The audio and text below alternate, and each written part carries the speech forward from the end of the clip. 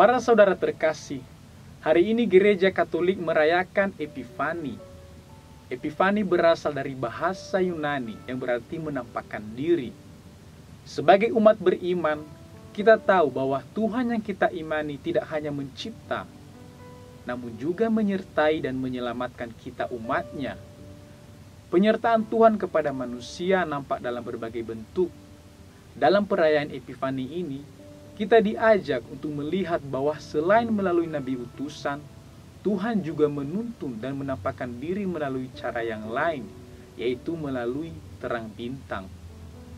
Dengan terang bintang, para Majus dituntun kepada bayi Yesus. Perjalanan menemukan bayi Yesus bukanlah perjalanan yang mudah.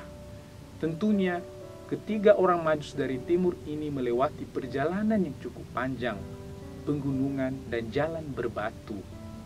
Hal menarik lainnya adalah, meskipun Herodes menyuruh ketiga orang Majus untuk memberitahukan kembali selekas mereka menemukan tempat kelahiran bayi Yesus, tetapi mereka memilih untuk tidak melakukannya. Sebagai seorang raja, bisa saja dan dengan mudah Herodes memberi imbalan kepada mereka, tetapi mereka sama sekali tidak tergiur. Bagi mereka, bertemu dengan Mesias, Sang Juru Selamat dan sumber kebenaran sejati adalah harta yang tiada duanya. Para saudara terkasih, perjalanan panjang ketiga orang Majus dari timur yang barangkali melewati penggunungan dan jalan berbatu melukiskan kepada kita bahwa untuk memperoleh keselamatan membutuhkan iman yang kuat. Seringkali dalam perjalanan hidup, kita akan berhadapan dengan berbagai permasalahan, ekonomi yang memburuk, atau bahkan pengkhianatan dari orang-orang terdekat. Akan tetapi, iman dan keteguhan hati yang selalu berpaut dengan Kristus tidak akan mengecewakan. Sebab ganjaran yang akan kita terima dari Tuhan lebih besar dari pengorbanan dan penderitaan yang telah kita lewati. Jatuh bangun adalah dinamika hidup, tetapi bangkit dan terus maju dalam iman, kasih dan pengharapan adalah bukti cinta kita kepada Kristus. Percuma jika dengan mulut kita mengaku mencintai Kristus, tetapi kita tidak siap menerima dan berbagi penderitaan dengannya.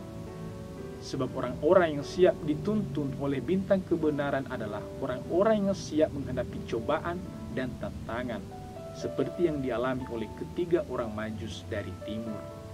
Para saudara terkasih, kita juga tahu bahwa Herodes adalah seorang raja yang haus akan kekuasaan. Barangkali kita tidak pernah bertemu dengan Herodes, tetapi karakter dan sikap seperti Herodes yang haus akan kekuasaan masih mengitari kita. Seorang mantan Presiden Amerika Serikat, Albert Lincoln, berkata, "Untuk menguji karakter sejati seseorang, berilah dia kekuasaan." Seringkali kekuasaan membuat seseorang menjadi berkuasa atas hidup orang lain, meremehkan dan mengukur kehidupan sesamanya. Tetapi kedatangan Kristus ke dunia menegaskan bahwa kekuasaan dan kerajaan Allah adalah kekuasaan yang penuh cinta kasih. Kerajaan Allah dan kekuasaannya tidak hanya diperuntukkan bagi bangsa Israel. Hal ini nampak dalam kehadiran tiga orang Majus dari timur, Melkior, Baltasar, dan Kaspar. Janji keselamatan diperuntukkan bagi mereka yang membuka diri untuk dituntun dan diarahkan kepada Tuhan. Dari sini kita menarik permenungan bahwa Tuhan tidak dibatasi oleh apapun untuk meneruskan cintanya. Tuhan hanya meminta kita untuk membuka diri dan mau belajar dan tidak merasa diri paling benar. Setelah berjumpa dengan bayi Yesus, para Majus kembali melalui jalan lain. Hal ini menyimbolkan bahwa perjumpaan dengan bayi Yesus membawa perubahan arah hidup, yaitu pertobatan. Semoga kita juga demikian. Pace Ebene, selamat Hari Natal dan Tahun Baru.